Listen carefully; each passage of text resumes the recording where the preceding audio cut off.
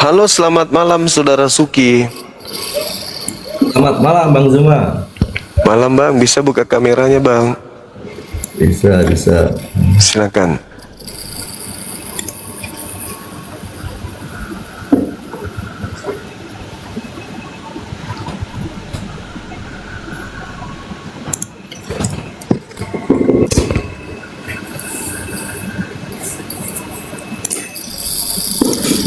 Iya. Halo Bang, silakan Bang. Mungkin bisa bantu saudara kita ini percaya Yesus tidak binasa, Oh melainkan ya, memperoleh hidup kekal. Silakan. mungkin ayat yang seharusnya saya baca awalnya ini Bang. Ayat populer ya.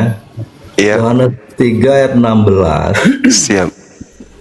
Karena begitu besar kasih Allah akan dunia ini, Iya, sehingga ia telah mengaruniakan anak yang tunggal supaya setiap orang yang percaya kepadanya tidak binasa, melainkan memperoleh hidup yang kekal. Nah, ada satu ayat untuk lebih menjelaskan ayat itu, Bang, di dalam 1 Yohanes 5 ayat 19 ayat 11. Di sini dikatakan begini, Yohanes menulis, Allah telah mengaruniakan hidup yang kekal kepada kita, dan hidup itu ada di dalam anaknya. Jadi dalam Yohanes 3:16, di sana hanya Yesus yang kita percaya. Seolah-olah orang kalau percaya Yesus selalu selamat. Itu tidak sederhana itu, Bang. Dijelaskan oleh Yohanes dalam 1 Yohanes 5 ayat 11 bahwa Allah itu mengaruniakan hidup yang kekal. Nah, hidup itu ada di dalam anaknya. Jadi kalau orang percaya kepada Yesus, itu percaya hidupnya. Jadi cara hidup Yesus ini yang berkenan di hadapan Bapa, sehingga kalau orang meneladani hidup Yesus, dia pun berkenan. Nah, keberkenanan ini, orang ini memperoleh hidup kekal. Itu pengertiannya, bukan sebatas orang percaya lalu hidup sembarangan, dia jahat, lalu dianggap memperoleh hidup kekal. Tidak bisa, Bang. Sebab ada ayat yang mengatakan begini di dalam Titus 1 ayat 16. Mereka mengaku mengenal Allah, tetapi dengan perbuatan mereka menyangkal Dia. Mereka keji dan durhaka dan tidak sanggup berbuat sesuatu yang baik. Jadi percaya itu dalam tindakan, perbuatan. Orang boleh dalam mulutnya itu tidak percaya karena dia mendapat informasi yang salah. Tetapi kalau perbuatannya itu mencontoh apa yang diperintahkan Yesus, dia sebetulnya percaya. Percaya dalam tindakan, perbuatan. Sebab apa gunanya orang percaya dalam mulutnya, tetapi perbuatannya menyangkal, Bang. Makanya saya katakan di dalam Yohanes 17 ayat 3 itu, Bang. 17 ayat 3. Di sini kan Yesus mengatakan hidup kekal itu mengenal Bapa dan mengenal Yesus yang diutus itu. Oke. Nah, sedangkan Yesus mengatakan bahwa kalau kamu percaya kepadaku, bukan kamu percaya kepadaku, tetapi kamu percaya kepada Dia yang mengutus aku. Nah, percaya apanya? Bukan sekedar aku percaya Yesus utusan, bukan, tetapi mengenalnya itu. Nah, mengenal di dalam Yohanes 17 ayat 3 itu dijelaskan di dalam 1 Yohanes 4 ayat 7 dan 8. Di sini dikatakan, saudara-saudaraku yang kekasih, marilah kita saling mengasihi, sebab kasih itu berasal dari Allah, dan setiap orang yang mengasihi lahir dari Allah dan mengenal Allah. Barang siapa tidak mengasihi, ia tidak mengenal Allah, sebab Allah adalah kasih. Nah, itulah Yesus ya, dijelaskan di dalam Galatia 4 ayat 4 dan 5. Tetapi setelah genap waktunya, maka Allah mengutus anaknya yang lahir dari seorang perempuan dan takluk kepada hukum Taurat. Betul kan, di dalam Matius 5 ayat 17, dia menggenapi hukum. Ia diutus untuk menebus mereka yang takluk juga kepada hukum Taurat. Jadi Yesus bisa menebus orang itu yang sama-sama tunduk kepada hukum itu. Artinya melaksanakan hukum itu, Bang. Nah, sebagaimana di dalam Yeremia 31, di sana dijelaskan ya, bahwa Tuhan akan membuat perjanjian yang baru. Karena perjanjian yang pertama itu, Bang, yang ditulis di atas dua loh batu, ibaratnya sebuah kitab yang diberikan Tuhan melalui Musa, itu mereka telah ingkari. Karena sifat daripada hukum Taurat yang ditulis di atas loh batu itu Bang, itu dijelaskan di dalam Yakobus. Yakobus 2 ayat 10 dan 11. Sebab barang siapa menuruti seluruh hukum itu tetapi mengabaikan satu bagiannya daripadanya, ia bersalah terhadap seluruhnya. Jadi sifat hukum Taurat yang ditulis di dalam loh batu itu sifatnya harus seluruhnya lengkap, genap, dan sempurna harus dilaksanakan. Jika melanggar satu, dia sudah termasuk sebagai pelanggar hukum dan orang itu harus dihukum. Sebab di dalam Nahum 1 ayat 3 ya, Nahum 1 ayat 3, Tuhan itu panjang sabar dan besar kuasa, tetapi ia tidak sekali-kali membebaskan dari hukuman orang yang bersalah. Jadi bangsa Yahudi sudah dipilih sebagai umat, di sana diberikan suatu perjanjian di dalam Kejadian 17 ayat 1. Ini yang dimau oleh Tuhan di kalimat terakhir, akulah Allah yang maha kuasa, hiduplah di hadapanku dengan tidak bercela. Itu yang dimau oleh Tuhan. Lalu waktu Tuhan membebaskan mereka dari perbudakan Mesir, diberi aturan hukum untuk dilaksanakan, ternyata mereka tidak menggenapinya. Di dalam Yohanes 7 ayat 19 Bang, bukankah Musa yang telah memberikan hukum Taurat kepadamu, namun tidak seorang pun di antara kamu yang melakukan hukum Taurat itu?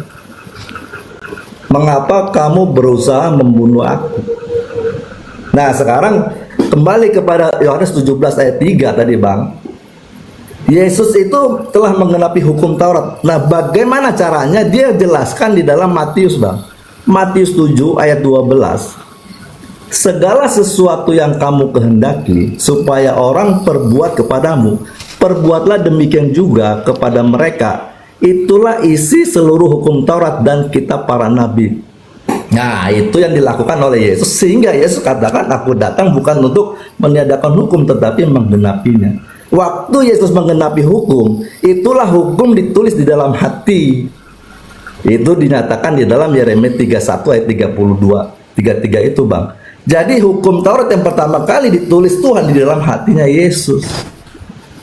Nah untuk itu dia mengajar, ayo supaya kamu melaksanakan hukum juga, supaya aku dapat menebus kamu. Jadi kalau orang tidak melaksanakan hukum, tidak taat hukum, ya dia tidak bisa ditebus. Dia masih di luar daripada perilaku-perilaku hukum itu Bang. Oke, udah? Ya, lanjut Bang. Baik. Jadi begini saudara, ini percaya Yesus tidak binasa melainkan memperoleh hidup yang kekal. Sebelum ada tragedi penyaliban, apakah sudah ada orang yang percaya kepada Yesus menurut Bang Zuki? Tentu percaya hukum ya, bukan percaya Yesus dong Bang. Percaya Yesus. Ya, sebelum Yesus mati. Ya, sebelum ada penyaliban. Oh, tentu ada. Ada. Mereka memperoleh hidup kekal enggak? Nah, percayanya yang bagaimana dulu? Tadi kan saya katakan bukan sesuai Yohanes 3 ayat 16 Bang, tetapi harus mendalami sesuai dengan 1 Yohanes 5 ayat 11. Iya, Nah, yang mereka harus meneladani hidup. Iya, sebagaimana Yesus mengasihi. Betul. Ya, kalau seperti itu memperoleh hidup kekal. Oke, jadi orang-orang yang meneladani Yesus sebelum penyaliban itu sudah memperoleh hidup kekal. Betul. Oke, baik. Sepakat kita di situ. Nah, sekarang siapakah mereka yang ingin menghentikan misi penyelamatan yang Yesus ajarkan kepada murid-muridnya ini? Siapa yang ingin menghentikan misi penyelamatan yang Yesus lakukan di tengah-tengah Bani Israel? Siapa mereka Bang? Dan dengan cara apa mereka menghentikan misi itu? Sebenarnya misinya Yesus itu tidak mungkin bisa dihentikan sampai waktunya selesai baru bisa dilaksanakan Bang. Kan sudah ada kan Yesus datang untuk dipercaya. Siapa yang percaya Yesus tidak binasa melainkan memperoleh hidup yang kekal. Kan intinya cuma percaya Yesus doang. Apa yang Yesus kerjakan, ya kerjakan, ikuti. Nah sekarang ketika Yesus sudah mengajarkan pekerjaan-pekerjaan apa saja yang kemudian pengikutnya harus ikutin terhadap dirinya, adakah kekuatan di tengah-tengah kaumnya sendiri yang ingin menghentikan misi penyelamatan yang Yesus lakukan ini? Ada nggak? Ya tentu ada, Bang. Itu apa itu? adanya dan bisa terjadi karena kehendak daripada Bapa. Enggak. Ini apa? Upaya apa yang orang-orang Yahudi lakukan untuk menghentikan Yesus? Upayanya itu sebenarnya, Bang, itu sudah dinyatakan atau dijelaskan oleh Yesus sendiri. Karena mereka, imam-imam kepala tahu bahwa Yesus ini anak sebagai ahli waris, Bang.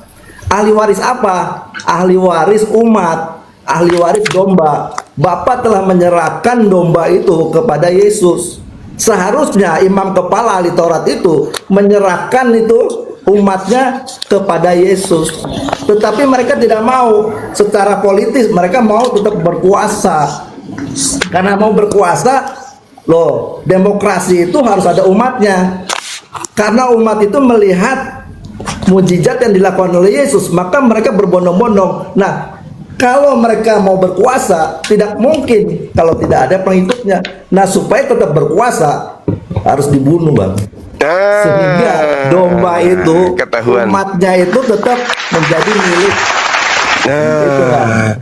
Jadi pembunuhan terhadap Yesus itu adalah upaya menghentikan misi penyelamatan yang dilakukan Yesus, betul?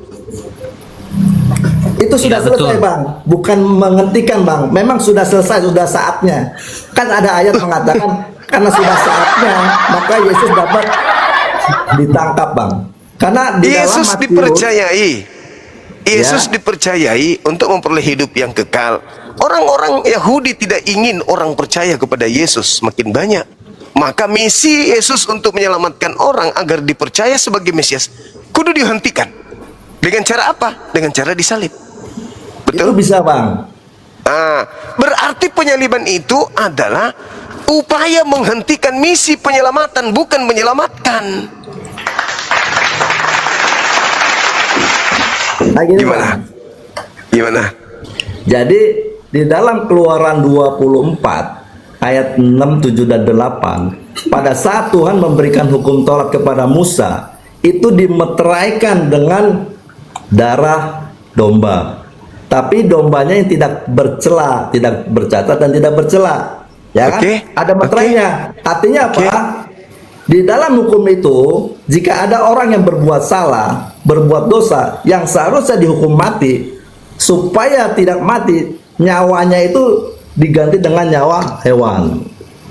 Nah, selanjutnya, Bang, bahwa waktu Yesus datang, bahwa dikatakan hukum Taurat itu berakhir. Karena Yohanes Pembaptis mengatakan, inilah anak domba Allah yang akan menghapus dosa dunia. Nah, waktu Yesus menyerahkan dirinya menjadi tebusan bagi banyak orang, darahnya itu sebagai meterai. Sehingga di dalam 1 Yohanes 2 ayat 1 dan 2, anak-anakku, halal ini kutuliskan kepada kamu, supaya kamu jangan berbuat dosa. Namun jika seorang berbuat dosa, kita mempunyai seorang pengantara pada Bapa, yaitu Yesus Kristus yang adil. Jadi Yesus sekarang gini, Bang, penyaliban itu untuk menyelamatkan atau untuk menghentikan penyelamatan? Penyaliban itu, Bang, pertama begini, Bang, yang harus perhatikan ya. Saya baca ini dulu deh. Saya baca di dalam Yesaya 53 ayat 10, Bang. Tuhan mengatakan begini. Tetapi Tuhan berkehendak meremukkan dia dengan kesakitan apabila ia menyerahkan dirinya sebagai korban penebus salah. Jadi Tuhan berkehendak, Bang. Karena apa? Perjanjian baru itu harus dimeteraikan. Bukan lagi dengan darah domba, tetapi darah manusia, untuk menggantikan posisi semua orang telah jatuh dalam dosa. Di dalam Roma 3 ayat 23. Saya kembali, Bang. Penyaliban itu untuk menyelamatkan atau untuk menghentikan misi penyelamatan?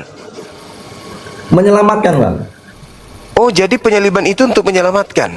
Iya, menebus manusia. Karena begini, Bang, sejak penyaliban ini Berarti yang menyelamatkan orang-orang Kristen ini adalah orang-orang yang tidak percaya Yesus. Yesus disalibkan Bang itu untuk menebus seluruh manusia Bang. Ya, itu konsep Kristen. Itu konsep Kristen. Saya ulang. Yang menyalib Yesus ini orang yang percaya Yesus atau orang yang tidak percaya Yesus? Ya, tentu Orang yang tidak percaya. Orang yang tidak percaya. Tidak Berarti percaya. keselamatan Kristen berasal dari orang yang tidak percaya kepada Yesus. Itu bisa saja mengatakan demikian Bang. Karena memang Karena sesuai apa, fakta. Bang? Sesuai fakta kan? Ya. Nah, gini Bang. Sejak manusia pertama jatuh dalam dosa, dunia ini dikuasai oleh si iblis Bang. Sehingga dunia ini menjadi kerajaan kegelapan. Siapapun orangnya di bawah kendali iblis Bang. Sampai imam kepala ahli Taurat pun diberi hukum tapi tidak bisa melaksanakan Bang. Iya, iya. Intinya penyaliban ini dilakukan oleh orang-orang yang tidak percaya alias iblis. Nah, kalau demikian berarti keselamatan Kristen ini adalah keselamatan yang diberikan oleh iblis. Itu bisa dengan dua sudut pandang Bang. Boleh aja Abang mengatakan demikian. Tetapi orang yang benar, orang yang tidak berdosa, itu tidak mungkin bisa dihukum mati Bang. Nggak bisa. Tanpa seizin daripada bapaknya sendiri. Nah, oke. Karena Sekarang bapaknya berkehendak Bang. Oke. Sekarang kalau begitu tolong tunjukkan di mana Bapak berkehendak menyelamatkan orang berdosa dengan mengorbankan orang yang tidak berdosa. Di mana dalilnya? Saya coba baca ini dulu Bang ya. Kalau Abang memahami ayat yang ini Bang, perhatikan ya. 1 Yohanes 5 ayat 19 ya. 1 Yohanes 5 ayat 19 dia Bang katakan Jom, begini, izin Bang. aku tutup kamera bentar. Aku bakar rokok satu batang dulu. Kalau mau abang selesai baru saya lanjut ya. Oke. Kita tahu bahwa kita berasal dari Allah dan seluruh dunia berada di bawah kuasa si jahat. Nah, jelas ya. Nah, sekarang sudah tahu Bapak melihat dunia itu di bawah kuasa si jahat, tetapi dengan sengaja ia mengutus anaknya ke dalam dunia. Yohanes 3 ayat 16. Karena begitu besar kasih Allah akan dunia yang gelap ini, yang dikuasai oleh si iblis, dia utus tuh anak. Kalau Dengan percaya sama sengaja, dia Bang. nggak binasa kan? Tujuannya Bang, supaya Supaya percaya. anak yang kudus itu membawa terang Bang di dalam Iya, kegelapan. supaya dia bawa siapa hidup. yang percaya kepada dia tidak binasa. Betul. Nah, terus kenapa harus jadi Katolik? Kenapa harus jadi Kristen kalau gitu? Bukan soal Kristen atau Katoliknya Bang, tetapi orang yang hidupnya seperti Yesus itu yang selamat. Kalau percaya kan kata Yesus di dalam Yohanes 14 nomor 12, kalau percaya melakukan pekerjaan-pekerjaan yang aku lakukan, kan begitu? Iya. Nah, terus kenapa jadi Katolik? Kenapa jadi Protestan? Oh, maksudnya melakukan apa pekerjaan-pekerjaan itu seperti menyembuhkan orang sakit, mengusir setan. Itu pekerjaannya Bang. Melakukan hukum Taurat. Iya, Melakukan pasti. Melakukan apa yang menjadi kehendak Elohim, itu yang dilakukan oleh Yesus. Ya. Nah, terus kenapa Kristen Katolik tidak melakukan apa yang dikehendaki oleh Elohim? Mungkin banyak orang Kristen atau Katolik dia tidak melakukan seperti pekerjaan Yesus itu menyembuhkan orang sakit, mengusir setan Bang. Tetapi dia harus melaksanakan hukum itu Bang. Itu paling utama. Tadi kan saya sudah bacakan, Yesus mengajarkan bagaimana menggenapi hukum Taurat di dalam Matius 7 ayat 12. Enggak, maksud saya gini loh. Ketika Yesus dipercayai oleh orang-orang pada zaman itu, Yohanes 17 nomor 8, segala firman yang kuberikan telah kusampaikan, telah mereka terima dan mereka telah percaya bahwa engkau yang telah mengutus aku.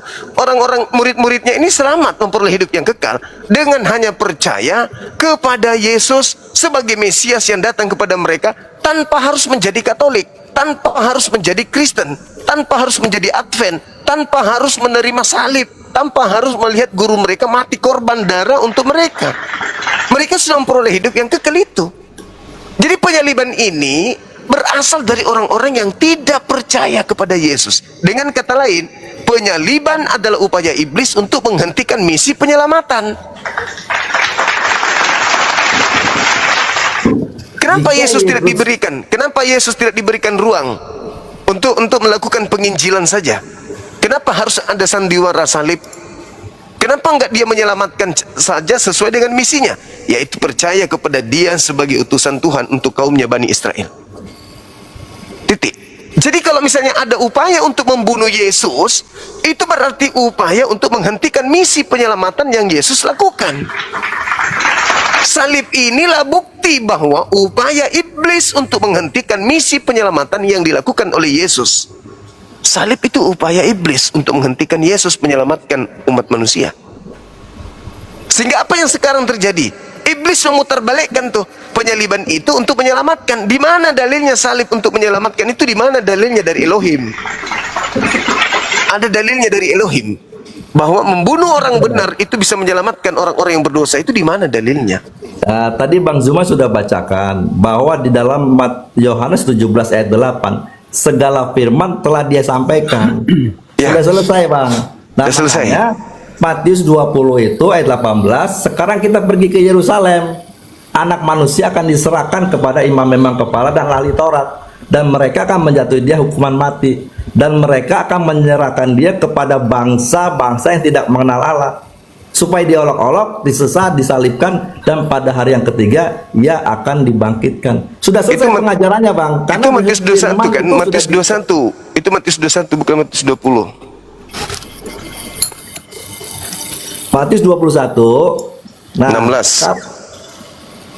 Kalau di Matius 21, Matius 16 nomor 21 sampai 23. 16. Matius 21. Bukan 16. Matius 16 ya? Iya, 21 sampai 23. Ya, Matius 16 21 sampai 23. Ya. Sejak waktu itu Yesus mulai menyatakan kepada murid-muridnya bahwa ia harus pergi ke Yerusalem dan menanggung banyak penderitaan dari pihak tua-tua, imam-imam kepala dan ahli-ahli Taurat, lalu dibunuh dan dibangkitkan pada hari ketiga. Itu benar, Bang. Ya. Nah, sekarang ketika ada pengajaran mati bangkit hari ketiga, itu bukan dari misi percaya pada Yesus. Itu ajaran yang muncul belakangan. Sementara kedatangan Yesus itu hanya untuk dipercayai sebagai penyampai firman kepada kaumnya Bani Israel, maka selamat.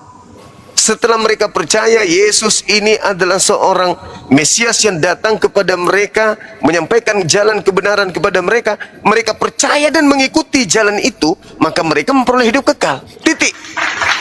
Akan tetapi sekelompok dari orang-orang yang tidak suka dengan Yesus mencoba untuk menghentikan misi penyelamatan itu, sehingga muncullah pernyataan-pernyataan anak manusia akan ditangkap, akan disalibkan, akan disesat, dan pada hari ketiga akan bangkit. Itu bukan untuk menyelamatkan.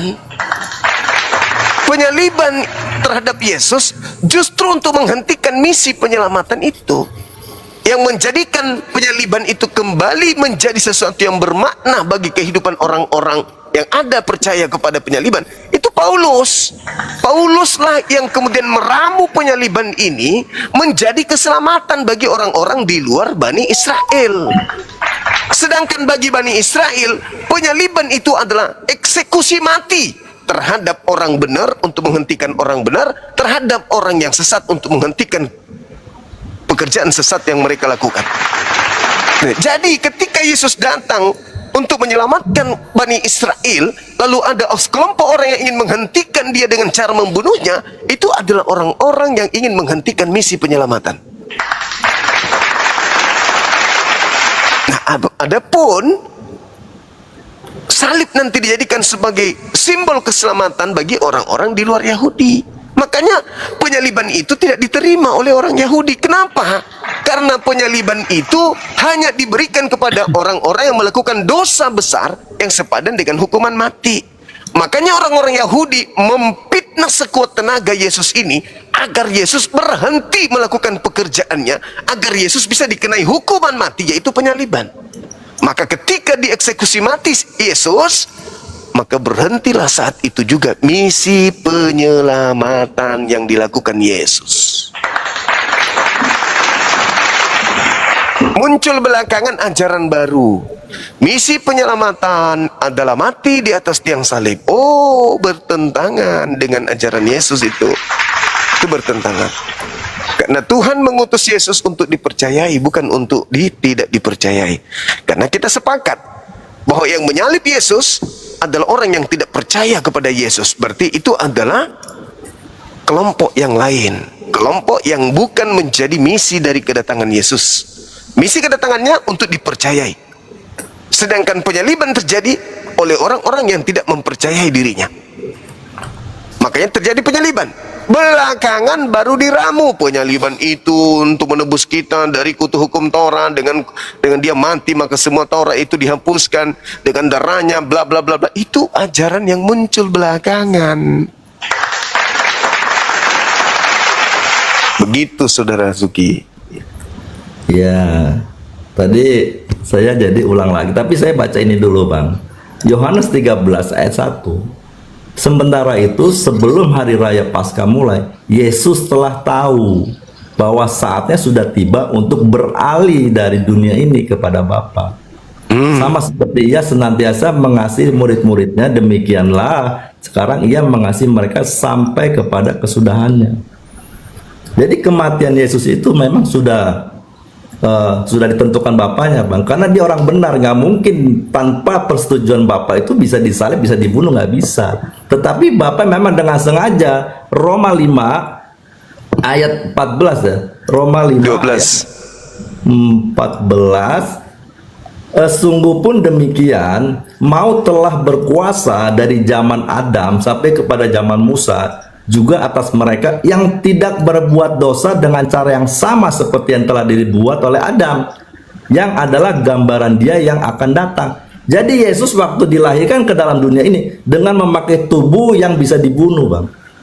Seharusnya Yesus itu setara dengan Adam. Dia lahir kudus, suci, dia matang, sempurna, tidak bisa mati. Tetapi Tuhan menyamakan dia di dalam Ibrani 2 ayat 17 ya. Ayat 14, karena anak-anak itu adalah anak-anak dari darah dan daging, maka ia juga menjadi sama dengan mereka dan mendapat bagian dalam keadaan mereka, supaya oleh kematiannya ia dapat memusnahkan dia. Kalau Yesus tidak mati Bang, tidak dapat memusnahkan iblis. Maksudnya apa? Yesus harus taat sampai mati Bang. Nah, waktu dia mati masuk alam maut, iblis tidak bisa menahannya. Iblis tidak bisa mendakwanya, Bapak Yesus berdosa. Dia tidak bisa karena tidak terlihat berdosanya. Maka Bapak bangkitkan. Nah, sejak saat itu kuasa yang tadi di dalam dunia ini diberikan oleh iblis sekarang dikuasai oleh Yesus. Nah, saat itulah Yesus diberi kuasa sebagai hakim, sehingga manusia yang dibawa kuasa iblis itu dapat dihakimi menurut perbuatannya Bang. Kalau Yesus tidak mati, nggak bisa jadi hakim. Baik. Gitu, saya ingin menunjuk sebuah data yang tadi Matius 16 nomor 23. Ketika Petrus menarik Yesus ke samping, ya, lalu Yesus mengatakan, terkutuklah engkau iblis, enyahlah engkau iblis, karena engkau hanya memikirkan apa yang dipikirkan manusia, engkau tidak memikirkan apa yang dipikirkan oleh Tuhan. Yang dipikirkan Petrus, kalau kau kesana kau mati. Tapi Tuhan punya rencana lain. Apa itu? Menyelamatkan orang benar dan menggantikannya dengan pengkhianat. Amsal 21 nomor 18. Makanya Yesus mengatakan apa?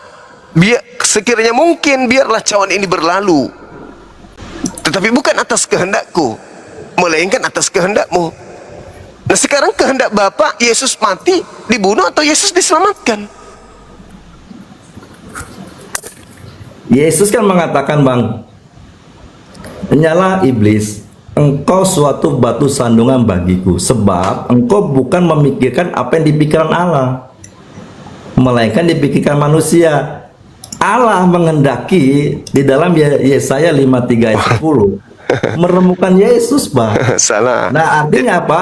Yohanes atau si Petrus ini, dia tidak membaca kitab sucinya. Di sana di dalam Yesaya 53 ayat 10 sudah jelas, bahkan ayat-ayat sebelumnya, bahwa oleh kejahatan kita, oleh karena pelanggaran kita, Yesus jadi dibunuh. Itulah perilaku Ya. daripada keturunan-keturunan ular, yaitu imam Itu- kepala ahli Taurat itu, Bang. Itu adalah ungkapan orang-orang yang menjadi pengikut Yesus yang sudah terlanjur menerima penyaliban. Ingat, penyaliban itu berasal dari orang-orang yang tidak percaya Yesus. Kok jadi diramu sekarang ini seakan-akan penyaliban itu adalah sebuah kebenaran yang didukung oleh Yesaya dan seterusnya. Saudara Suki, dengarkan saya, Bung. Orang-orang Yahudi, orang Farisi, mahkamah agama, imam kepala tidak menemukan Yesaya 4:53 ini sebagai dasar untuk membunuh Yesus. Itu cuman ungkapan-ungkapan orang Kristen demi untuk melegalkan kematian Yesus sebagai penebusan dosa bagi mereka. Sedangkan imam kepala, dialah yang tahu kitab Yesaya. Dia yang ngerti tentang kitab mereka. Dia yang paham. Bukan kita yang muncul belakangan yang cocokologi terhadap kitabnya mereka. Saking pahamnya dia, sampai dia mengatakan apa? Tahun itu juga sebagai imam besar Kayapas bernubuat. Baru bernubuat tahun itu. Apa nubuatannya? Nubuatannya adalah bahwa Yesus memang harus mati untuk bangsa Israel. Supaya apa? Supaya bangsa mereka tidak dirampas oleh Roma. Andai saja Yesaya 53 itu adalah untuk Yesus, ya kenapa harus ada penangkapan? Kenapa harus ada kemudian Yesus bersembunyi? Kenapa harus iblis merasuki Yudas? Kenapa harus imam kepala dan ahli Taurat itu melakukan kesaksian palsu, tipu muslihat? Untuk apa? Kenapa mesti harus ada yang tidak percaya? Justru kalau ada Yesaya 53 ini untuk Yesus, maka orang-orang percayalah yang menyalib Yesus. Dan misi kedatangan Yesus bukan lagi untuk melakukan akulah jalan keselamatan, bukan, tetapi saliblah aku, saliblah aku, saliblah aku, supaya dosamu diampuni. Cepat salib aku. Maka diaturlah penyaliban itu. Ada yang sebagai eksekutor, ada yang menentukan. Yesus juga sudah siap-siap melakukan dan seterusnya. Maka muatan daripada penginjilan Yesus hanya salib, salib, salib, salib, salib, salib, salib. Bukan bertobat, tapi salib, salib, salib, salib, salib. Tapi faktanya Imam Kayapas bernubuat saat tahun itu juga bukan dari dirinya sendiri. Lalu dari siapa? Hanya ada dua kandidat.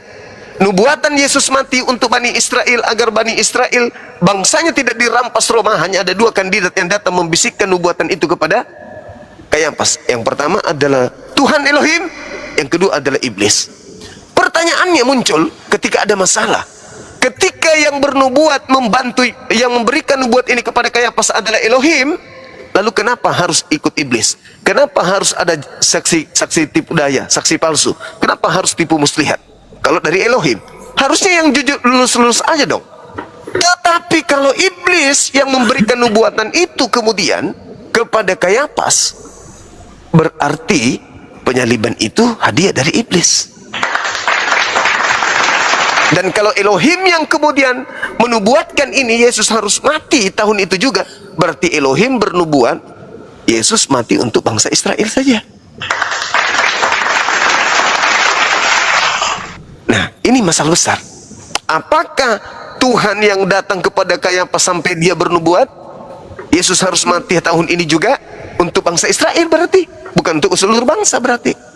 Tapi kalau iblis yang datang mempengaruhi Kayapas untuk membunuh Yesus, berarti salib adalah benar-benar murni hadiah dari iblis. Karena kita tidak bisa mengatakan salib itu sudah dinubuatkan di Yesaya 53. Kenapa? Mau dikemanakan ahli Taurat? Mau dikemanakan imam kepala? Mau dikemanakan orang Farisi? Mereka lah yang punya kitab itu. Kenapa mereka tidak tahu kalau itu adalah nubuatan untuk Yesus? Dan kenapa Yesus tidak tahu kalau itu adalah nubuatan untuk dirinya? Karena Yesus mengatakan bahwa di dalam Matius 24 nomor 26 dan juga Lukas 22 nomor 22 dan juga Lukas 24 nomor 44, aku memang harus pergi sesuai dengan apa yang tertulis tentang aku di dalam kitab Taurat. Sesuai dengan apa yang tertulis tentang aku dalam kitab Mazmur.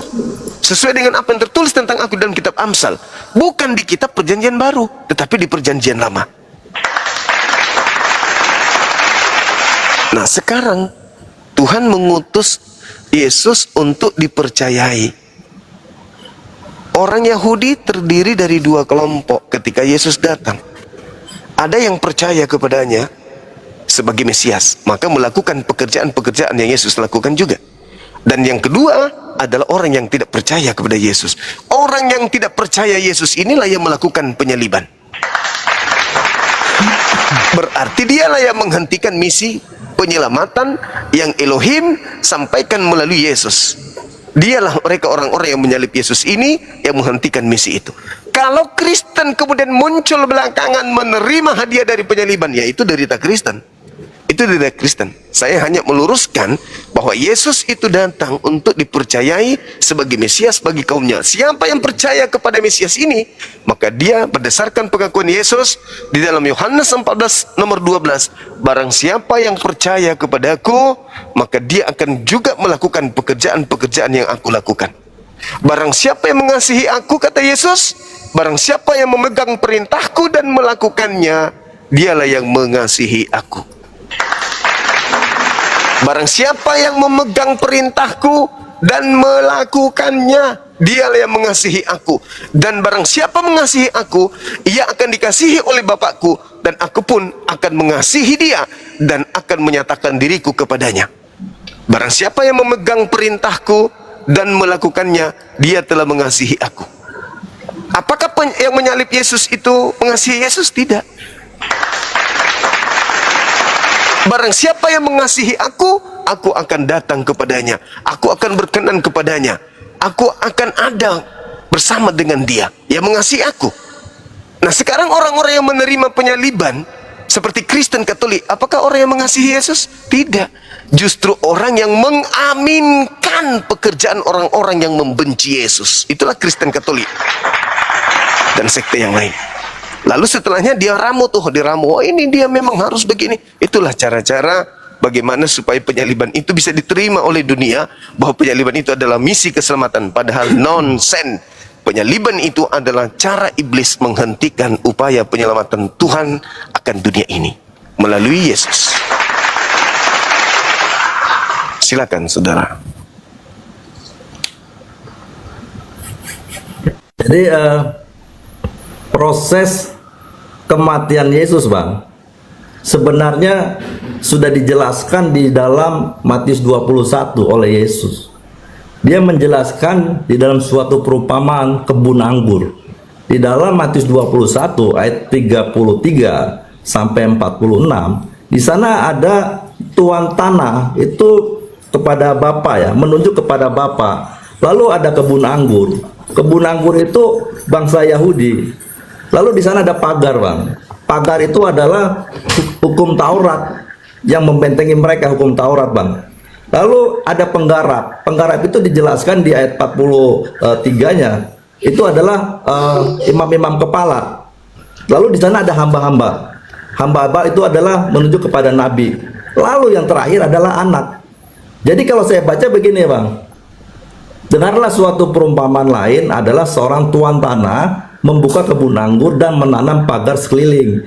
Ia menggali lubang tempat memeras anggur dan mendirikan menara jaga di dalam kebun anggur itu. Kemudian dia menyewakan kebun itu kepada penggarap. Jadi sini Bapa memilih bangsa Yahudi, lalu diberikan hukum Taurat. Di situ ada pemimpin, yaitu imam kepala. Lalu tuan tanah itu, Bapa itu mengutus nabi supaya untuk memperoleh mengambil bagian dari hasil kebun anggur itu. Artinya apa? Pertobatan dari umatnya ini harus diberikan kepada nabi. Tetapi mereka bunuh. Dia kirim nabi, dia bunuh. Lalu ayat 37-nya dikatakan begini, akhirnya ia menyuruh anaknya kepada mereka. Katanya, anakku akan mereka segani. Nah ayat 38, tetapi ketika penggarap-penggarap itu melihat anaknya itu, mereka berkata seorang kepada yang lain, ia adalah ahli waris. Mari kita bunuh dia supaya warisannya menjadi milik kita. Nah, seharusnya anak sebagai pemilik domba, anak sebagai pemilik umat yang telah diserahkan bapaknya kepada anak ini untuk digembalakan, mereka tahu. Karena ini anak sebagai pewaris, domba, pewaris umat, mereka tidak suka. Makanya waktu di dalam peristiwa Imam Kayafas itu bernubuat, Tuhan bernubuat, dia menggunakan imam besar. Waktu itu imam besar mengatakan demikian, terjadilah kematian itu, Bang. Nah, artinya imam kepala ahli Taurat dan ini, dia secara politis ingin tetap berkuasa. Seharusnya umat itu diserahkan kepada Yesus untuk digembalakan. Artinya diluruskan jalan hidupnya. Padahal sebelum Yesus datang, Tuhan sudah mengutus Yohanes Pembaptis untuk mempersiapkan jalan bagi Yesus. Mempersiapkan jalan bagi apa? Umat-umat Yahudi, orang-orang Yahudi harus bertobat. Kalau dia bertobat, pasti dia akan menerima Yesus, Bang. Tidak mungkin tidak menerima. Tetapi orang yang berbuat jahat, dia tidak suka dengan Yesus karena Yesus melarang. Seperti tadi Bang Zuma katakan bahwa pesundal atau pemungut cukai, dia akan masuk surga lebih dulu karena mereka bertobat. Sedangkan imam kepala yang tahu kebenaran tidak mau bertobat. Ya, sama dikatakan di dalam Matius 12 itu, Bang, bahwa mereka sukanya tanda. Diberikan tanda tidak mau bertobat, tidak mau percaya, maunya tanda terus. Dia katakan, lihat Nabi Yunus. Dia diutus ke Niniwe tanpa di sana ada mujizat, mereka bertobat. Tetapi mereka ini senangnya dengan tanda sudah diberikan begitu banyak tanda, tetapi tidak mau bertobat. Padahal Yesus itu hikmatnya lebih besar dari Yunus, juga hikmatnya lebih besar daripada Salomo. Mereka tidak mau, Bang. Nah, jadi artinya peristiwa penyaliban Yesus itu kronologinya, Bang, sebenarnya intinya mereka itu adalah tidak mau melepaskan umatnya kepada Yesus untuk diselamatkan. Nah, itu jadi penyaliban itu adalah cara untuk menghentikan misi penyelamatan yang Yesus datangkan kepada kaumnya Bani Israel. Jadi penyelamatan yang dilakukan Yesus adalah supaya mereka percaya bahwa dia adalah utusan Elohim untuk mereka. Mereka harus menerima dia sebagai utusan dan mengikuti ajaran dia sebagai utusan. Menerima Yesus artinya bukan melakukan penyaliban. Orang-orang Yahudi ketika menerima Yesus tidak akan mungkin menyalibkan, titik. Tidak mungkin menyalibkan. Sekiranya seluruh orang Yahudi, orang Farisi, ahli Torah, imam kepala mau menerima Yesus, maka penyaliban itu nggak ada. Maka mereka semuanya selamat karena telah menerima Yesus. Justru karena di antara mereka ada yang tidak menerima Yesus, mereka lah yang menyalibkan. Dan penyaliban ini adalah wujud nyata iblis untuk menghentikan misi penyelamatan yang Yesus rancang kepada kaum Bani Israel. Berjalan waktunya, iblis setelah memenangkan peperangan dengan cara dia menyalib, iblis tidak berhenti sampai di situ. Iblis menjual penyaliban itu ke seluruh penjuru bumi agar banyak orang yang percaya terhadap karyanya, bahwa penyaliban itu untuk menebus dosa, penyaliban itu untuk menyelamatkan manusia dengan memakai nama Yesus. Padahal penyaliban itu justru adalah cara iblis untuk menghentikan misi penyelamatan manusia melalui para nabi, termasuk Yesus. Sekiranya mungkin, sama seperti Nabi Muhammad, sekiranya mungkin ketika Nabi Muhammad diracun, pada saat dia minum racun dan dia mati, berarti misi penyelamatan yang didatangkan oleh Tuhan pencipta langit dan bumi melalui Nabi Muhammad berhenti seketika itu juga. Harus ada pelanjutnya lagi. Tetapi karena dia adalah nabi terakhir, nabi penutup, maka dia tidak jadi dibunuh oleh wanita tersebut. Maka ajarannya berlanjut sampai selesai, berlanjut hingga tamat Islam itu diajarkan. Barulah kemudian beliau diangkat. Nah, Yesus masih akan ada lagi roh penghibur lain yang akan datang melanjutkan tongkat estafet. Maka ketika dia terancam ingin dibunuh, Elohim pencipta yang mengutusnya itu mengangkatnya, menyelamatkan dia. Iblis salah tangkap, iblis salah salib, dan kemudian mereka menganggap bahwa itu adalah Yesus. Maka daripada rugi, dijuallah kemudian nama Yesus itu ke dunia lain, ke seluruh dunia maksudnya, untuk supaya orang-orang bisa binasa dengan pengajaran yang mereka lakukan. Itu fakta. Makanya Yesus mengatakan, waspadalah kepada iblis yang datang kepadamu memakai namaku dan berkata, akulah Kristus. mereka iblis akan menyesatkan banyak orang. Nah, apa yang dijual kemudian oleh iblis untuk menyesatkan orang? Yesus mati menumpahkan darah untuk dosa-dosa kalian, sehingga pelaku dosa itu bertepuk tangan. Hore, ada penyelamat kita. Boleh kita korupsi, boleh kita boleh. Sebab ada pendamai dosa kita. Bukan hanya dosa kita, tapi pendamai dosa dunia. Maka mereka nyaman hidup di bumi ini, bermaksiat, jalan terus. Yang penting sudah ada penebus. Inilah yang iblis inginkan. Padahal penyaliban itu, sekali lagi, penyaliban itu adalah bentuk nyata penolakan orang-orang Yahudi terhadap keselamatan yang Yesus tawarkan. Sekiranya Yesus diterima oleh seluruh Bani Israel pada saat itu, orang Farisi menerimanya, manut kepada Yesus, maka mereka semua memperoleh hidup yang kekal. Dengan kata lain, dengan adanya hidup kekal kepada mereka Bani Israel seluruhnya, maka penyaliban itu tidak akan pernah ada. Dan apa yang terjadi? Seketika tidak ada penyaliban, seluruh Bani Israel menerima Yesus, maka yang ramai sinagoge bukan gereja, yang ramai hari Sabtu bukan hari Minggu, yang ramai kemudian adalah jangan makan babi bukan pesta babi, yang ramai tauhid satu Tuhan bukan tiga pribadi Tuhan. Andai saja Yesus berhasil menyelamatkan, sayangnya Yesus tak berhasil. Yang berhasil iblis menyesatkan banyak orang. Maka Tuhan yang Maha Pengasih mengutus kemudian nabinya yang penutup untuk meluruskan kembali ajaran Yesus yang telah dibengkokkan. Itu saudara yang harus Anda pahami itu. Sekali lagi sebelum Anda tanggapi ini, andai saja Yesus diterima oleh kaumnya Bani Israel, penyaliban itu tidak ada. Apa yang terjadi seketika penyaliban itu tidak ada? Seluruh Bani Israel selamat memperoleh hidup yang kekal. Titik. Silakan.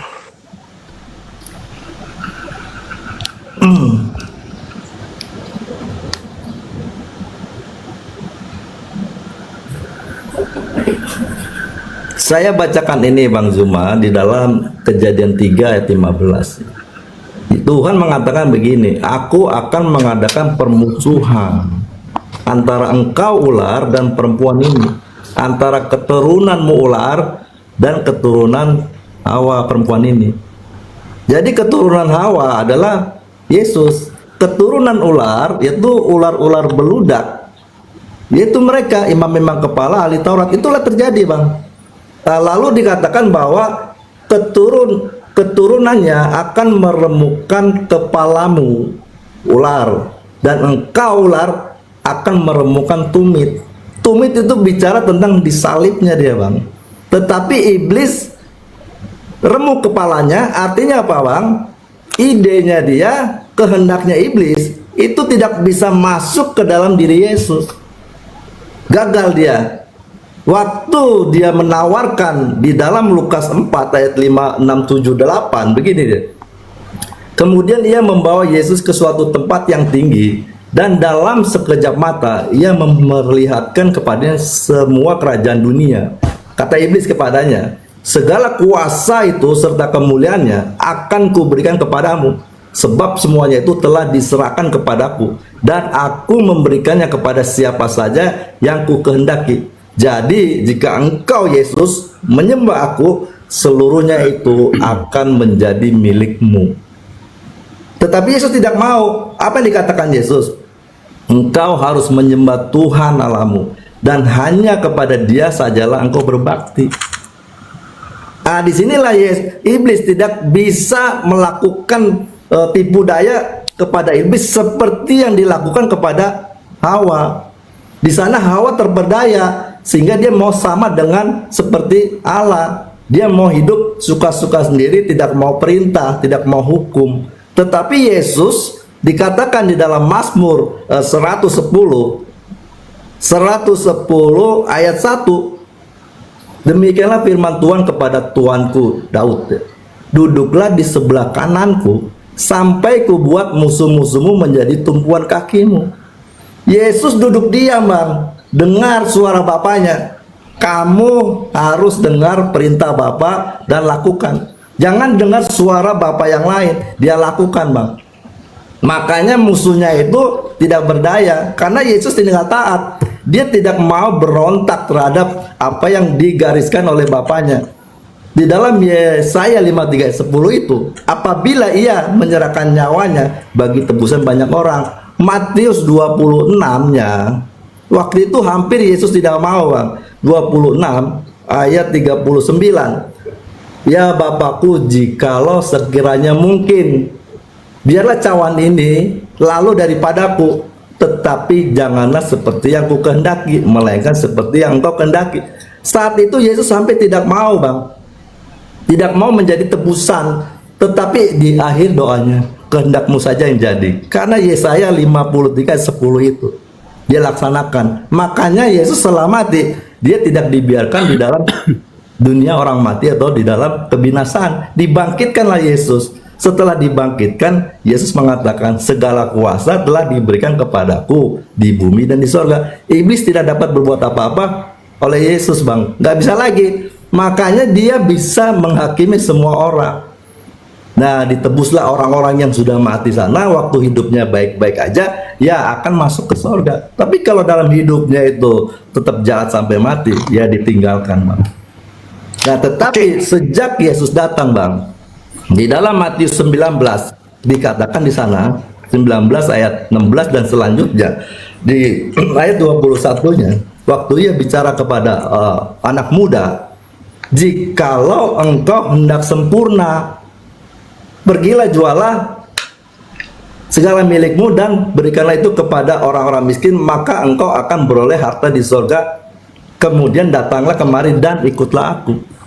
Jadi ada dua tipe, Bang. Orang yang menaati hukum Taurat sama yang mau ikut Yesus, mau sempurna. Sebab di dalam Matius 5-nya itu, Bang, 5 ayat 48, Yesus ajarkan bahwa karena itu haruslah kamu sempurna, sama seperti Bapamu yang di sorga adalah sempurna. Jadi kalau orang mau mengikut Yesus, dia akan sempurna menjadi anak, Bang. Tetapi kalau orang melakukan hukum Taurat, cukup dia baik, itu juga sudah bisa masuk surga, tapi tidak bisa menjadi anak. Dia akan jadi anggota masyarakat kerajaan surga. Kalau menjadi anak, dia masuk rumah Bapa, Bang. Nyaman kan begitu, Bang? Oke, baik. Jadi ada dua hal yang ingin saya tanggapi di sini. Yang terakhir tadi terkait dengan orang akan masuk ke rumah Bapa dengan nyaman sempurna. Saya tanggapi nanti di terakhir. Saya ingin tanggapin pernyataan saudara terkait Kejadian 3 nomor 15. Tuhan mengadakan permusuhan keturunan iblis dan keturunan Hawa. Sekali lagi saya katakan, ketika Anda mendudukkan Yesus di sini sebagai peremuk kepala, faktanya Yesus yang diremukkan. Kalau Anda mengatakan yang disalib ini adalah Yesus, Yesus kalah total. Yesus kalah total. Karena yang menolak Yesuslah yang mau Yesus disalib.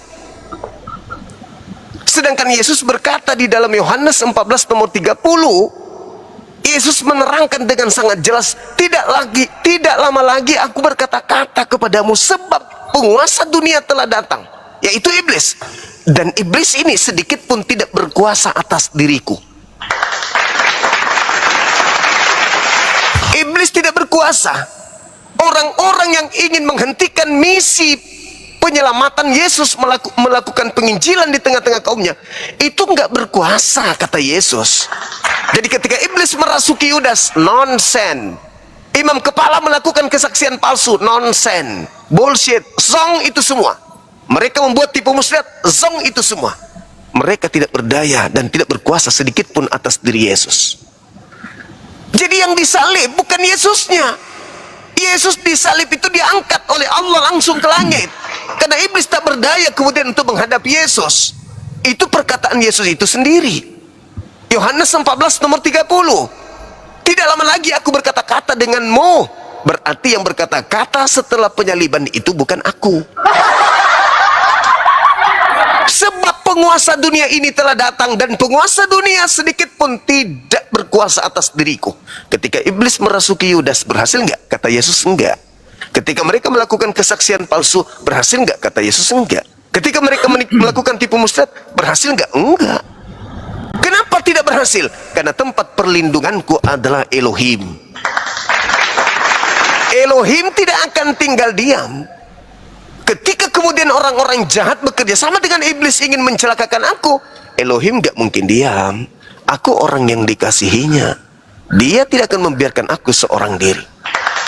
Jadi ketika saudara mengambil Kejadian 3 nomor 15, lalu Yesus yang mati di salib, berarti antara Yesus keturunan Hawa dan juga iblis yang adalah keturunan iblis itu sendiri, ular tua, lebih berkuasa terhadap Yesus. Kalau begitu,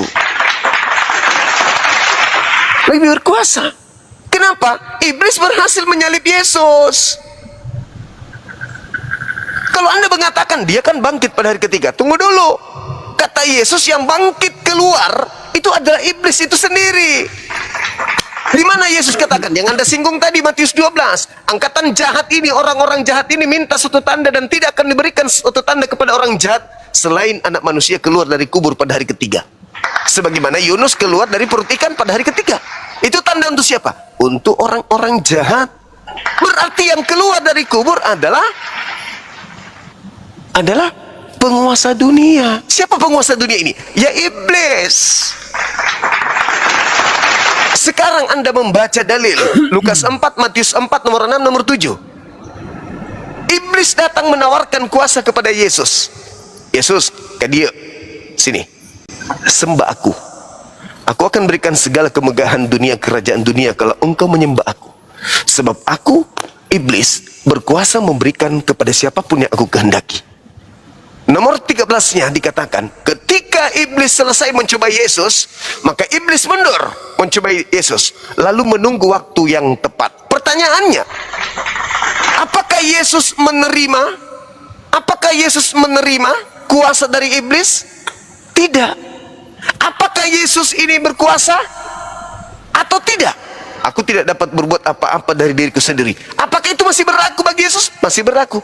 Berarti Yesus tidak menerima kuasa itu? Tidak pernah. Iblis menawarkan, Yesus tidak terima. Lalu siapa yang keluar dari kubur dan mengatakan kepada aku telah diberi kuasa baik di langit maupun di bumi? Yesus tidak terima. Siapa dia? Kata iblis, aku berkuasa memberikan kepada siapapun yang aku kehendaki. Apa yang terjadi setelahnya? Orang Kristen menganggap yang keluar dari kubur ini adalah Yesus. Oh, dia menyelamatkan kita karena dia mengalahkan maut. Itu menurut tanggapan orang-orang Kristen. Padahal Yesus sendiri mengatakan, iblis sedikit pun tidak berkuasa atas diriku. Kalau kita membaca Yohanes 12 nomor 31, apa kata Yesus? Sekarang dunia ini dihakimi, sekarang juga penguasa dunia akan dilemparkan keluar. Sekarang, masa Yesus dilemparkan keluar dari mana? Dari kubur dong. Kenapa bisa? Baca Yesaya 14 nomor 15. Ternyata iblis dilemparkan ke dunia orang mati, ke alam kubur. Yang keluar dari alam kubur adalah iblis. Yang dilemparkan keluar dari alam kubur adalah iblis. Yang memakai nama Yesus adalah iblis. Matius 24 nomor 4 nomor 5. Waspadalah kepada iblis yang datang kepadamu memakai namaku dan berkata, akulah Mesias, akulah Kristus. Iblisnya akan menyesatkan banyak orang. Berarti iblisnya datang setelah Yesus terangkat ke langit mengaku Yesus. Maka yang tadi setelah kemudian Yesus itu menyelamatkan Bani Israel dengan cara penginjilan, dihentikan dengan oleh orang-orang yang membenci Yesus, yang tidak menerima Yesus dengan menyalibkan, diramu oleh iblis bahwa pembenci-pembenci Yesus berjasa memberikan keselamatan kepada pengikutnya, yaitu Kristen. Padahal penyaliban itu berasal dari orang-orang yang membenci. Penyaliban itu berasal dari orang yang tidak suka dan tidak percaya kepada Yesus. Dengan kata lain, sekali lagi saya katakan, dengan Anda membawa narasi Kejadian 3 nomor 15, berarti Yesuslah yang dihancurkan oleh iblis, bukan Yesus yang menghancurkan iblisnya. Kebalik berarti. Itu yang pertama. Yang kedua tadi terkait Anda mengatakan kita harus sempurna sama seperti Yesus sempurna, Bapa sempurna. Saudaraku, Anda mengambil Matius 5 nomor 48 kalau saya nggak salah. Nah, ketika Anda ingin sempurna sama seperti Bapa sempurna, Jangan lupa ambil data nomor 21, 22, 23, 24, 25, 26 sampai kepada poin 48. Apa itu? Untuk menjadi sempurna, di antaranya adalah ketika engkau memandang wanita dan mengingini dalam hatimu, engkau sudah bersinah. Untuk itu cungkil matamu. Supaya kau sempurna, cungkil mata. Supaya kau sempurna, potong tanganmu. Apakah Kristen sudah melakukan itu? Atau loncat aja langsung ke 48 sebagai obat kuping? Harus sempurna sebagaimana Bapa sempurna. Hei saudaraku, Yesus mengatakan di awal nomor 20-nya, jika hidup keberagamaanmu tidak lebih benar dari ahli Taurat dan orang Farisi, kamu tidak akan masuk surga. Kalau kau tidak mencungkil matamu setelah kau melihat perempuan dan mengingin dalam hatimu, kau tidak akan masuk surga. Ketika kau mengatakan jahil kepada saudara-saudaramu, engkau akan ada di neraka yang menyala-nyala sebelum kau bertobat dan meminta maaf kepada saudaramu. Potong tanganmu jikalau engkau mengambil milik kepunyaan orang lain. Apakah Kristen sudah lakukan itu? Tidak, Kristen lakukan. Padahal di gereja, mohon maaf nih, wanita-wanita datang dengan rok pendek, munafik. Kalau seperti Bibi Lung ini tidak menyukai dan tidak mengingini perempuan yang seksi di gereja, munafik. Munafik. Begitu juga pendeta, begitu juga pastor. Bang Jom. Ya. Ambil kesimpulan, kan saya kan baru belajar ini kan, so agak pusing ini, terlalu banyak ayat-ayat yang dikeluarkan. Iya, sabar dulu, sabar sedikit lagi. Judulnya cuman singkat. Iya, percaya Yesus tidak binasa. Artinya kalau percaya Yesus jangan menjadi Kristen, titik. Jangan terima salib kalau percaya Yesus, karena penyaliban itu berasal dari orang-orang yang tidak percaya. Bukan itu kesimpulannya. Begini Bang. Itu kesimpulannya. Nah, sekali lagi yang tadi, tunggu. Maka ketika Anda ingin sempurna, jangan jadi Kristen. Cungkil mata, potong tangan kalau mau sempurna, menjadi pengikut Yesus, yaitu orang-orang Yahudi. Saya kira begitu. Benar kata saudara Bibi Long, dia mulai bingung nih, udah mulai dia sesak napas. Kembali kepada tema, pusing. Orang percaya kepada Yesus menyalibkan atau tidak menyalibkan. Nah itu, silakan.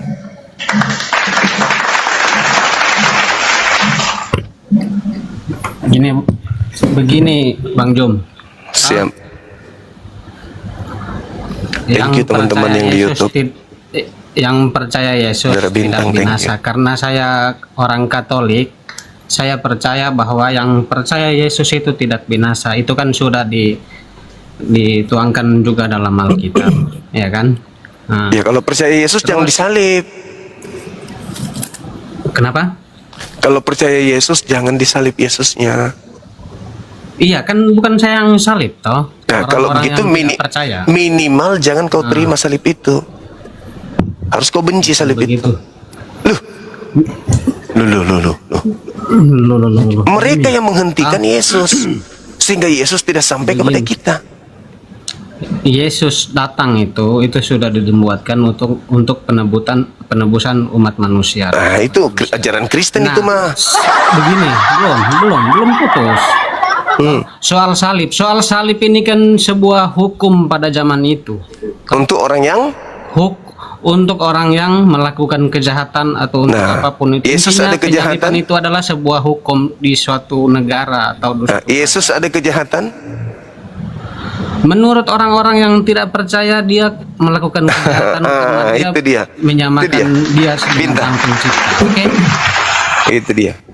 Berarti penyaliban itu adalah karya orang yang tidak percaya kan? Kenapa?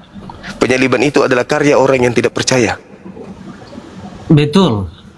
Udah selesai sudah. Tapi kalau sesuai dengan nubuatan atau wahyu. Nah itu pekerjaan Kristen itu. Comot-comot kitabnya orang untuk memperbalikkan fakta. Nanti setelah kamu ngambil kitabnya Yahudi, kau putar-putar, nanti penyaliban itu adalah jalan keselamatan yang tadinya adalah jalan yang tidak diridhoi. Jalan orang-orang yang membenci Yesus itu menyalib. Nanti Anda rubah tuh. Salib itu jalan keselamatan. Padahal salib itu adalah jalan orang yang membenci Yesus.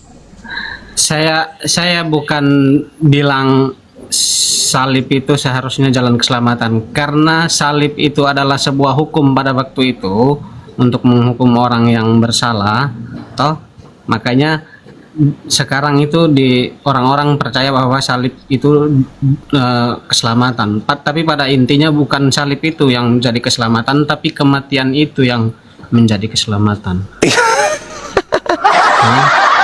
Andai Yesus umur panjang sampai hari ini, Yesus akan menjadi penyelamat dunia.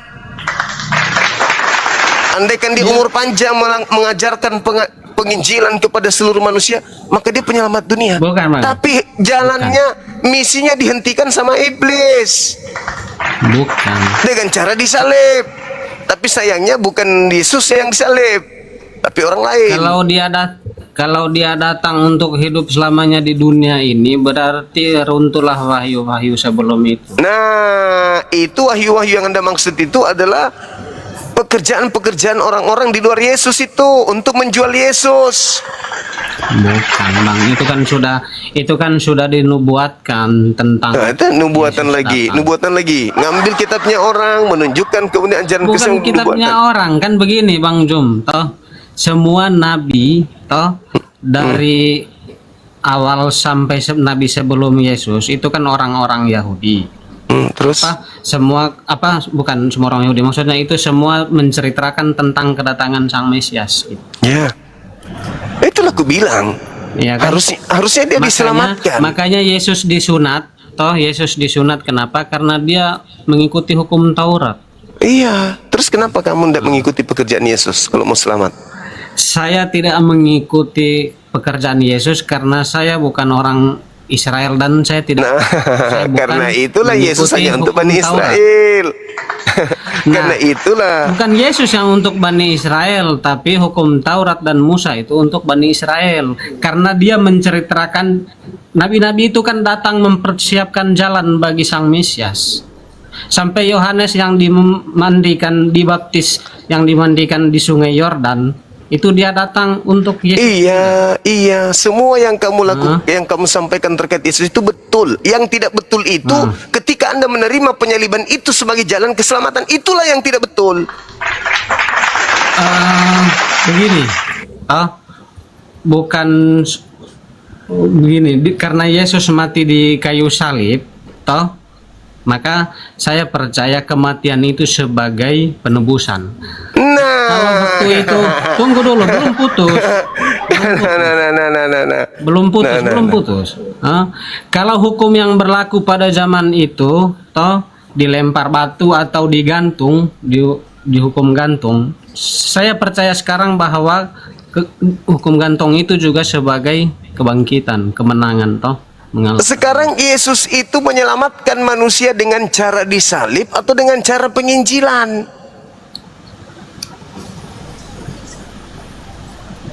Yesus menyelamatkan umat manusia, dengan cara penginjilan. Nah, itu pintar.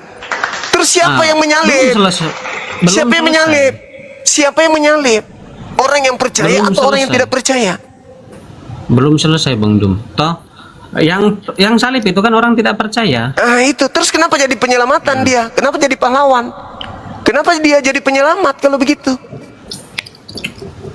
Bukan orang-orang yang salib itu yang penyelamat, tapi darah Yesus lah, pengorbanan Yesus. Lah, gimana ceritanya darah Yesus? Sementara penyaliban itu adalah upaya-upaya untuk menghentikan misi penyelamatan yang Yesus bawa. Kok sekarang Anda ramu? Darahnya lah. Itu ajaran yang muncul belakangan, kubilang.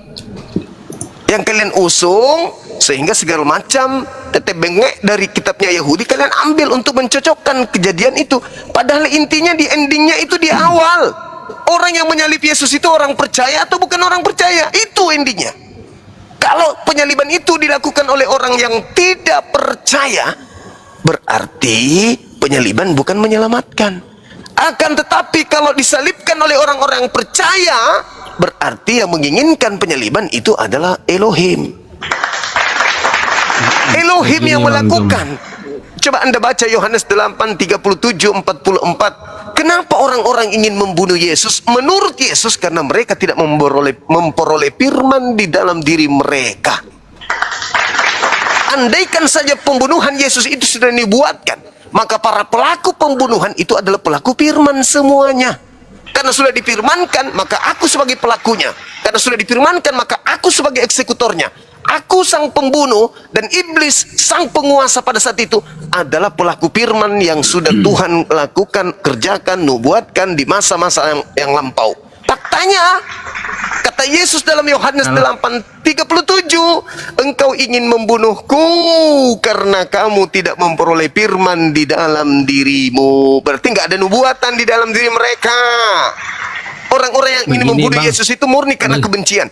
Kalian mengatakan nubuatan itu setelah kalian menerima salib, terlanjur menerima salib. Gimana supaya punya legalitas ini? Oh ya udah, kita bilang aja itu sudah dinubuatkan, titik. Ini sudah dinubuatkan, ada dalam Yesaya ini, ada dalam itu kan cocokologi supaya yang kalian terima dari iblis itu seakan-akan berasal dari Tuhan. Bang Jom, yang percaya itu tidak binasa, yang tidak percaya binasa, ya kan? Nah, orang-orang yang salib pada waktu itu sebetulnya itu sudah tercampur baur dengan politik juga pada. Iya, memang betul, ya, bukan tercampur baur. Jadi, memang politik yang menyebabkan mereka ingin membunuh Yesus, bukan karena nubuatan. Tapi sebagai kita orang Katolik, kita tidak melihat bahwa itu melihat secara bersamaan dengan politik kejadian pada masa itu, Bang Jom. Sekarang begini, simpulnya begini, Saudara Bibilung, simpulnya begini. Orang yang menyalib Yesus masuk surga enggak? Masuk surga. Berarti pahlawan dong. Bapa, ampunilah mereka sebab apa yang mereka tidak tahu apa yang mereka perbuat. Bapak ampuni enggak? Ya ampunilah. Nah, dalilnya di mana Bapak mengampuni orang-orang yang melakukan kemaksiatan, membunuh orang benar? Di mana dalilnya Bapak mengampuni? Anda baca Keluaran 23 nomor 7 nomor 8. Jangan kau membunuh orang yang benar, jangan kau membunuh orang yang tidak bersalah, sebab aku Bapak tidak akan membenarkan orang yang bersalah. Itu dalil, Bung. Tapi bagi Allah kan ada pengecualian. Kok ngatur? Kecuali yang menyalib Yesus mana ada? Hei, Amsal 6:16, 6 kekejian di dalam diri Tuhan dan 7 perkara yang dibenci, menumpahkan darah orang yang tidak bersalah. Penyaliban itu adalah hal yang sangat dibenci oleh Elohim. Bang Jom, dia buat pengecualian. Kenapa? Contoh saja orang yang bersama Yesus, di sampingnya kan ada 2 orang. Itu maumu. Satu karena percaya dia masuk. Karena kau nerima salib. Bukan. Ini Alkitab yang bicara ini. Iya, karena Bible itu dibangun hari ini juga kau akan untuk menggiring manusia percaya kepada penyaliban. Itu dibangun, itu konsep itu dibangun untuk percaya orang kepada penyaliban. Di situ ada kerja iblis juga. Bukan hanya sekedar ingin membunuh Yesus setelah itu iblis tidur, enggak. Termasuk menjual nama Yesus ke seluruh dunia agar dijadikan sebagai penebus, agar dijadikan sebagai Tuhan selain daripada Elohim. Itulah misi iblis itu. Yesus sudah sampaikan kok, waspadalah wahai murid-muridku kepada penyesat iblis yang datang kepadamu memakai nama aku dan berkata akulah Kristus. Iblis ini akan menyesatkan banyak orang memakai nama Yesus. Dengar Bang Jom, ampunilah mereka sebab mereka tidak tahu apa yang mereka perbuat. Jadi orang-orang yang melakukan penyalipan itu, kan mereka tidak tahu. Tidak tahu apa mereka lakukan. Kata siapa mereka nggak tahu? Mereka tidak tahu. Mereka tidak tahu apa kalau itu bukan pelanggaran, gitu maksudnya. Maksudnya di situ mereka tidak tahu kalau yang dibunuh itu sebenarnya bukan Yesus, tetapi aku Yudas. Ampunilah mereka. Dalilnya mana coba? Oke. Cepat. Sekarang saya tanya sebelum saya buat dalil. Mereka tidak tahu apa? Ampunilah mereka sebab mereka tidak tahu apa yang mereka lakukan. Ayo. Apa yang mereka tidak tahu? Karena mereka itu kan disuruh, Bang Jom. Apa yang mereka tidak tahu? Algojo itu mereka tahu. Mereka melakukan tipu muslihat. Mereka tahu. Mereka melakukan kesaksian palsu. Mereka tahu membunuh Yesus karena takut bangsa mereka dirampas oleh Roma. Lalu apa yang mereka tidak tahu maksud dari yang berkata itu? Bapak ampunilah mereka Sebab mereka tidak tahu apa yang mereka lakukan. Yang mereka tidak tahu itu maksudnya adalah mereka tidak tahu kalau aku ini bukan Yesus. Dalilnya mana coba? Lukas 22 nomor 69.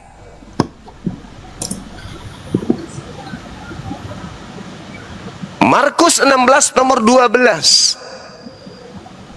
Apa yang mereka tidak tahu? Mereka tahu semuanya. Yang mereka lakukan itu adalah tipu daya. Yang mereka lakukan itu tipu muslihat. Yang maksudnya di situ, Bapak ampunilah mereka. Dia nggak tahu loh kalau aku ini bukan Yesus. Itu Lukas maksudnya. berapa Bang Jun? Lukas 22 nomor 69.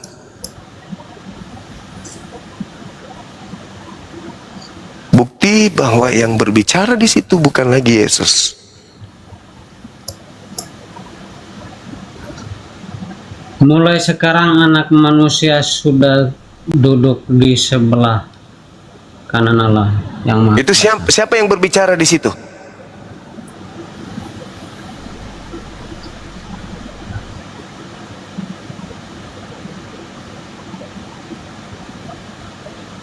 Yesus. Siapa yang sudah duduk di sebelah kanan Bapak di atas?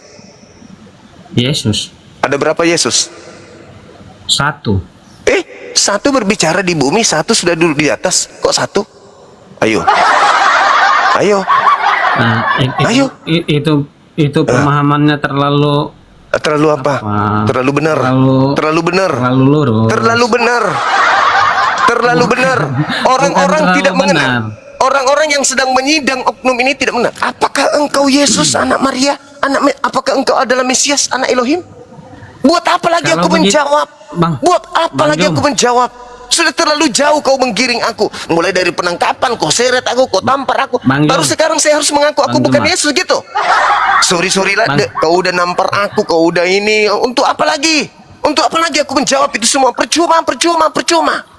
Sedangkan Bang aku Joma. ini, tunggu, aku ini adalah cara Tuhanku membalas kejahatanku karena telah kemudian mengkhianati guruku. Amsal 21 nomor 18.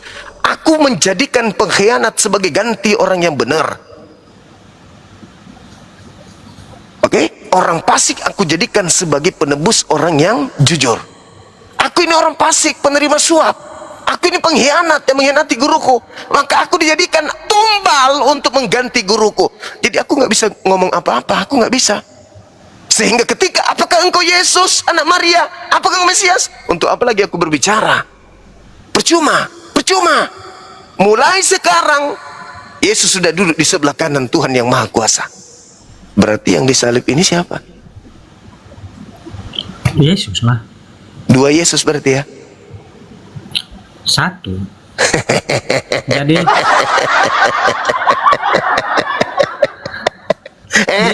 Jadi dia mengampuni Ular dia apa ini. yang ada dalam dirimu kawan? Kalau dia bukan Yesus. Kalau dia bukan Yesus, kenapa dia berani bilang ke orang yang di sampingnya hari ini juga? Apakah itu terbukti? Apakah orang itu betul-betul ke surga Firdaus hari itu juga? Kalau mau orang main bukti-buktian susah tuh Bang Jum. Iya, apakah orang itu melayang ke surga?